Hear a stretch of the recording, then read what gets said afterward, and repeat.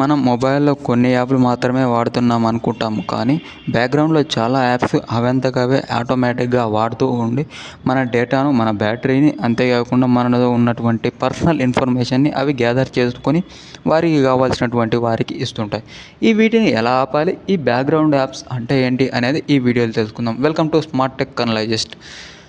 Okay, background apps అంటే ఏంటంటే మనకు తెలియకుండా లేదా మనం పర్మిషన్తో అవి బ్యాక్గ్రౌండ్లో రన్ అవ్వడాన్ని బ్యాక్గ్రౌండ్ యాప్స్ అంటారు. ఈ బ్యాక్గ్రౌండ్ యాప్స్ అనేది డేటాను అనేది లీక్ తీసుకుని వేరే వాళ్ళకి కావాల్సిన వాళ్ళకి లేదా మన వాళ్ళ ఆఫీసర్స్కి ఇస్తాయి. ఈ బ్యాక్గ్రౌండ్ యాప్స్ వల్ల మనకి డేటా కన్జ్యూమ్ అవుతుంది, బ్యాటరీ లైఫ్ తగ్గిపోతుంది, మనకు కావాల్సినటువంటి టైమింగ్ అనేది రాదు. ఈ బ్యాక్గ్రౌండ్ యాప్స్ని వాడడానికి సెట్టింగ్స్లోకి వెళ్ళి కాసి లేదా కొన్ని మొబైల్స్లో ఇక్కడ బ్యాక్గ్రౌండ్లో ఒక ఆప్షన్ ఉంటుంది, దాన్ని క్లిక్ చేసినా ఆగిపోతుంది. సెట్టింగ్స్లో వెళ్ళి బ్యాక్గ్రౌండ్ యాప్స్ అని కొట్టిన, యూసేజ్ డేటా అని కొట్టినా అక్కడ వచ్చేస్తుంది. ఆ వీడియోలో చూసొచ్చు. ఇక్కడ వీడియో ప్లే చేస్తున్నాగా దాంట్లో చూసేయండి. ఈ విధంగా మీ బ్యాక్గ్రౌండ్ యాప్స్ అనేది క్లోజ్ చేసుకోవచ్చు. Thank you for watching this video. Have a nice day. More videos to subscribe.